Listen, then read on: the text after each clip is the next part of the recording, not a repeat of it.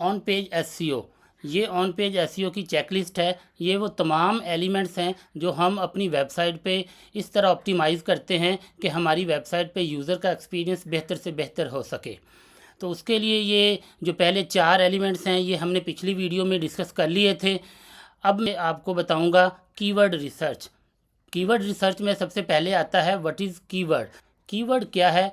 अ phrase, text और word associated with your business help to user to find your business. Keyword user को आपके business के बारे में बताता है और आपके बारे में सर्च करने में आसानी पैदा करता है। उसके बाद है कीवर्ड इंटेंट। कीवर्ड इंटेंट क्या है कि आपके कीवर्ड का बिज़नेस का ऑब्जेक्टिव क्या है। तो उसमें कीवर्ड इंटेंट में हम डिफरेंट किस्म के कीवर्ड यूज़ करते थे। Informational keywords, commercial keywords, transactional keywords और नेविगेशनल कीवर्ड्स। एआई के आने के बाद थोड़ा सा चेंज हुआ है। एआई जो कहता है कि वो डायरेक्ट क्वेश्चन आंसर वाले कीवर्ड्स होने चाहिए, क्योंकि एआई के आने के बाद जो यूज़र है वो डायरेक्ट आंसर मांगता है अपने क्वेश्चन का। इसलिए आपके जो कीवर्ड्स हैं वो लॉन्ग टेल कीवर्ड्स होने चाहिए और कन्वर्सेशनल कीवर्ड्स होने चाहिए। उसके बाद मैं आपको बताऊंगा लॉन्ग टेल कीवर्ड्स आपने कैसे सर्च करने हैं, कॉन्वर्सेशनल कीवर्ड्स आपने कैसे सर्च करने हैं। तो उसके लिए आप डिफरेंट टूल्स यूज़ कर सकते हैं। गूगल ट्रेंड पे हम जाएंगे।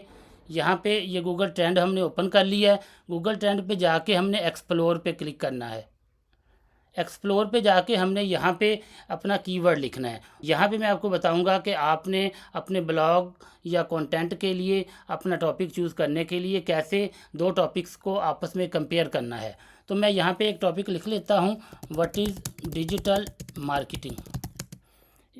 इसको मैं सर्च करता हूँ तो यहाँ पे देखें ये इसका ट्रेंड आ गया है। इस उसके बाद मैं इसको कंपेयर करता हूँ दूसरे किसी टॉपिक के साथ, व्हाट इज एसईओ। तो ये देखें कि यहाँ पे ये आपको दो लाइंस नज़र आ रही हैं। व्हाट इज़ एसईओ की लाइन ये रेड लाइन है और जो ब्लू लाइन है व्हाट इज़ डिजिटल मार्केटिंग की है। तो मैं इसको कर लेता हूँ, ये 12 मंथ का डाटा है, मैं पास्ट 30 डेज़ का डाटा कर लेता हूँ। तो ये पास्ट 30 डेज़ का ट्रेंड आप देखें कि पास्ट 30 डेज़ के ट्रेंड में स्टार्ट में व्हाट इज़ एसईओ है ये ज़्यादा ट्रेंड में रहा है, फिर डिजिटल मार्केटिंग ज़्यादा ट्रेंड में रहा है, फिर एसईओ आ गया है और फिर ये दोनों टॉपिक्स चलते रहे हैं, लेकिन जो व्हाट इज़ एसईओ है ये ज़्यादा ट्रेंड में चल रहा है। तो यहाँ से ये चीज़ मुझे पता चल रही है कि मुझे अपने ब्लॉग या कंटेंट के लिए जो एसईओ से रिलेटेड टॉपिक है वो लेने की ज़रूरत है, वो ज़्यादा ट्रेंड में चल रहा है। उसके बाद मैं आपको बताता हूँ कि आपने अपना प्राइमरी कीवर्ड या टॉपिक जो है गूगल ट्रेंड्स के ज़रिए आपने सेलेक्ट कर लिया है। अब आपने उसके लिए लॉन्ग टेल कीवर्ड्स सर्च करने हैं या कन्वर्सेशनल कीवर्ड्स आपने सर्च करने हैं। तो लॉन्ग टेल और कन्वर्सेशनल कीवर्ड्स के लिए भी मैं आपको टूल बताऊंगा। यहाँ पे ये देखें, लॉन्ग टेल कीवर्ड्स के लिए जो टूल है वो अगर आप सैमरश यूज़ करना चाहें तो वो भी यूज़ कर सकते हैं, या एचरेफ्स, ये पेड टूल्स हैं। अगर आप फ्री टूल्स यूज़ करना चाहते हैं तो वो भी मैं आपको एक बता देता हूँ। ये एक फ्री टूल है keyword.io। तो मैं इसको ओपन करता हूँ तो यहाँ पे मैं लिखता हूँ अपना कीवर्ड व्हाट इज़ एसईओ जो हमने वहाँ से सर्च किया था, और यहाँ पे मैं पाकिस्तान कर देता हूँ और इसको हम सर्च करते हैं। तो ये व्हाट इज़ एसईओ से रिलेट सारे जो है लॉन्ग टेल कीवर्ड्स आ गए हैं। ये देखें, इनको हम जितने भी कीवर्ड्स हैं इनको हम यूज़ करना चाहते हैं तो इसको आप इधर से सिलेक्ट करें और यहाँ से आप उसको एक्सपोर्ट कर सकते हैं या यहाँ से डायरेक्ट कॉपी करके आप अपने आर्टिकल में या फाइल में यूज़ कर सकते हैं। इसके अलावा अगर आप लॉन्ग टेल कीवर्ड्स और कन्वर्सेशनल कीवर्ड्स चैट जीपीटी के ज़रिए भी ढूंढना चाहें तो वो भी मैं आपको बता देता हूँ। यहाँ पे ये चैट जीपीटी पे हम जाते हैं। चैट जीपीटी पे मैं एक प्रॉम्प्ट देता हूँ, my primary keyword are title is what is SEO, find the long tail and conversational keywords. तो ये आपको सर्च करके दे देगा। यहाँ पे ये देखिए चैट जीपीटी ने ये लॉन्ग टेल कीवर्ड्स दे दिए हैं, what is SEO, how does it work. ये इस तरह के जो क्वेश्चंस आंसर वाले कीवर्ड्स हैं ये आजकल जो यूज़र्स हैं वो सर्च कर रहे हैं। और ये कन्वर्सेशनल है, what does SEO actually means. तो ये कीवर्ड्स हैं जो आजकल जो है एआई के आने के बाद ज़्यादा यूज़ हो रहे हैं, ज़्यादा सर्च हो रहे हैं। इसके बाद मैं आपको बताता हूँ कि जो आपने कीवर्ड्स लिया है उसमें आपने दो चीज़ें देखनी हैं कि उस कीवर्ड का वॉल्यूम आपने चेक करना है और उस कीवर्ड की डिफ़िकल्टी आपने चेक करनी है। कीवर्ड का सर्च वॉल्यूम वो ज़्यादा से ज़्यादा होना चाहिए और जो उसकी कीवर्ड की डिफ़िकल्टी है, कीवर्ड डिफ़िकल्टी को रेट ऑफ कंपटीशन भी कहते हैं, तो वो कम से कम होना चाहिए। तो वो भी आपने सर्च कर लेना है। उसके लिए भी मैं आपको टूल बता देता हूँ। अगर पेड टूल्स की बात करें तो सैमरश, एचरेफ्स वगैरह हैं। गूगल कीवर्ड्स प्लानर भी है और इसके अलावा अगर आप फ्री टूल कहें तो वो भी मैं आपको ओपन करके दिखा देता हूँ। keywordintent.io ये एक टूल है, keywordintent.io। यहाँ पे आप लिखेंगे व्हाट इज़ एसईओ, तो इसका हम जो है सर्च वॉल्यूम और रेट ऑफ कंपटीशन हम चेक कर लेते हैं। इसको मैं सबमिट करता हूँ। ये देखें कि इसका जो सर्च वॉल्यूम है 1,35,000 आ गया है और कीवर्ड डिफ़िकल्टी जो है वो 35 है। इट मीन्स कि इसका सर्च वॉल्यूम ज़्यादा से ज़्यादा है और कीवर्ड डिफ़िकल्टी है वो कम से कम है। इट मीन्स कि हम इस कीवर्ड को यूज़ कर सकते हैं। इसके बाद मैं आपको दूसरा पॉइंट बताता हूँ कि हेडिंग्स H1, H2 और H3 क्या होते हैं, ये मैं आपको बताता हूँ। जो H1 है वो आपका मेन कीवर्ड है, जो H2 है वो आपके फिर सब कीवर्ड्स आ जाते हैं और जो H3 हैं वो फिर सब कीवर्ड्स के अंदर जो सब कीवर्ड्स हैं वो आ जाते हैं। जैसे ये मैं एग्जांपल देता हूँ कि H1 जो है ये डिजिटल मार्केटिंग टिप्स मैंने यहाँ पे लिखा हुआ है, तो जो H2 होगा वो सोशल मीडिया मार्केटिंग है। डिजिटल मार्केटिंग के अंदर जो सोशल मीडिया मार्केटिंग आ गई और इसी तरह ये H3 जो है वो H2 की सब सेक्शंस में आ जाता है। जैसे सोशल मीडिया मार्केटिंग की सब हेडिंग्स के अंदर आ गया इंस्टाग्राम और फेसबुक प्रमोशन मेथड्स, ये आ गया। इसका भी मैं एक प्रॉम्प्ट देता हूँ चैट जीपीटी को। हम H1 और H2 H3 निकालते हैं। ये हम चैट जीपीटी को एक प्रॉम्प्ट दे रहे हैं, my primary keyword are title is digital marketing, find H1, H2 and H3। तो ये देखें कि इसने हमें H1 निकाल के दे दिया है, डिजिटल मार्केटिंग, ये हमारा H1 है।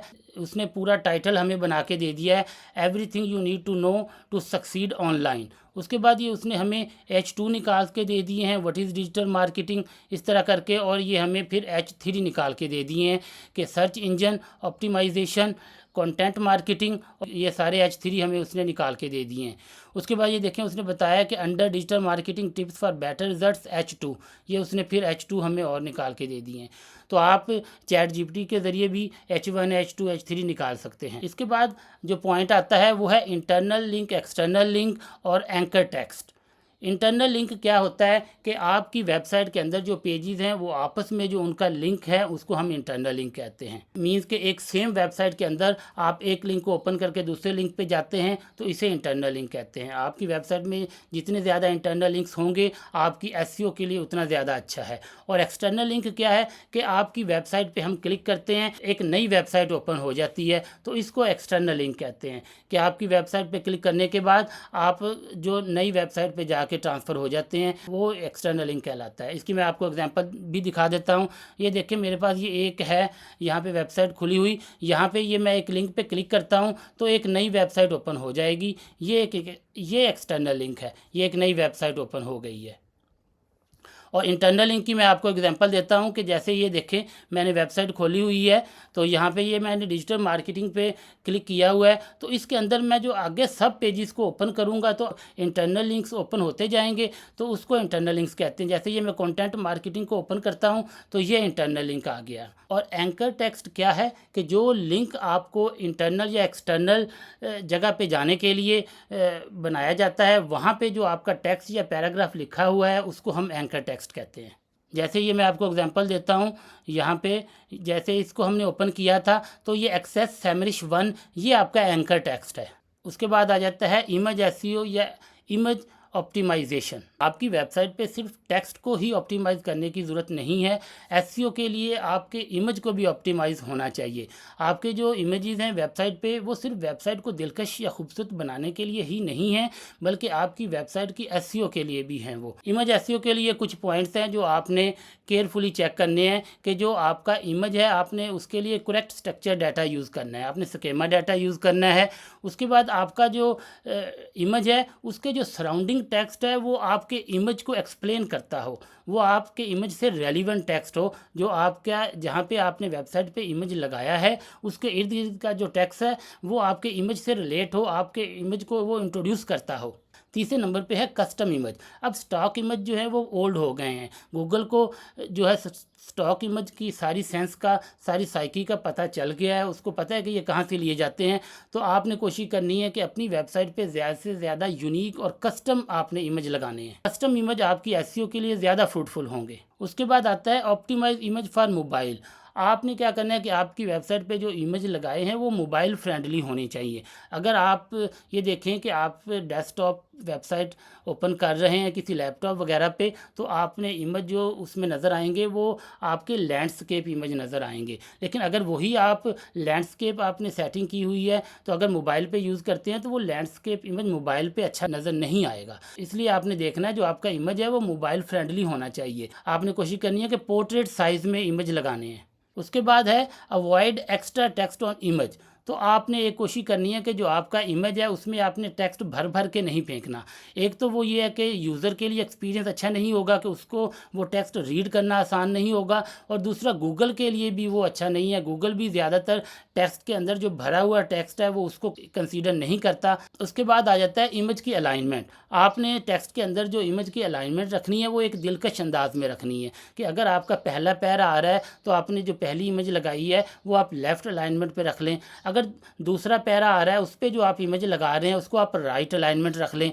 इसी तरह अगर थर्ड कोई आप पिक्चर लगाना चाह रहे हैं उसको आप लेफ़्ट कर लें या उसको सेंटर अलाइनमेंट कर लें। तो मीन्स के जो यूज़र जब टेक्स्ट पढ़ता आए, जैसे वो इमेज देखता जाए, तो उसके लिए वो एक्सपीरियंस अच्छा हो। इमेज एसईओ के बाद जो पॉइंट आता है मोबाइल फ्रेंडली डिज़ाइन है, कि आपकी जो वेबसाइट है वो मोबाइल फ्रेंडली और रिस्पॉन्सिव वेबसाइट डिज़ाइन होना चाहिए। रिस्पॉन्सिव और मोबाइल फ्रेंडली डिज़ाइन चेक करने के लिए, मोबाइल फ्रेंडली डिज़ाइन को चेक करने के लिए आप गूगल मोबाइल फ्रेंडली टेस्ट कर सकते हैं। उसके बाद मैं एक और चीज़ आपको बताता हूं कि आपने पेज स्पीड इनसाइट पे जाना है, वहां पे आपने जाके अपने वेबसाइट की स्पीड चेक कर लेना है। तो ये मैं आपको पेज स्पीड इनसाइट पे लेके जाता हूँ। ये पेज स्पीड इनसाइट आ गया है। यहाँ पे मैं एक वेबसाइट लिखता हूँ, हम इसकी स्पीड चेक करते हैं। ये देखें यहाँ पे जो वेबसाइट की स्पीड चेक हो जाएगी, और उसके बाद एक और चीज़ यहाँ पे आपको पता चल जाएगी कि यहाँ पे यूज़र का एक्सपीरियंस किस तरह है। ये कोर वेब वाइटल्स हैं जो आजकल एआई ओवरव्यू में ज़्यादा किरदार अदा करते हैं, कि आपके टेक्स्ट को एआई ओवरव्यू में शो करवाते हैं। उसमें ये देखें ये जो चीज़ें नज़र आ रही हैं एलसीपी, आईएनपी, सीएलएस, तो इनके अंदर ये ग्रीन और येलो और रेड लाइंस आ रही हैं। तो आप ये देखें कि अगर कोई ग्रीन लाइन जहाँ पे ज़्यादा है तो इसका मतलब है कि यूज़र का जो एक्सपीरियंस है वो बेटर है। अगर रेड लाइन ज़्यादा आ रही है तो इसका मतलब ये है कि यूज़र का एक्सपीरियंस अच्छा नहीं है। आपको अपनी वेबसाइट की जो स्पीड है, आपको अपनी वेबसाइट का जो डिज़ाइन है वो मोबाइल फ्रेंडली करने की ज़रूरत है, उस पर आपको वर्किंग करने की ज़रूरत है। ये थी चेकलिस्ट जिसके अंदर पॉइंट्स हैं जिनके ज़रिए आप अपनी वेबसाइट की ऑन पेज एसईओ को बेटर करके यूज़र का एक्सपीरियंस अच्छा कर सकते हैं और अपनी वेबसाइट को सर्च इंजन पर रैंक करवा सकते हैं। वीडियो पसंद आई तो लाइक करिएगा, चैनल को सब्सक्राइब करिएगा। इंशाल्लाह अगली वीडियो में मुलाकात होगी।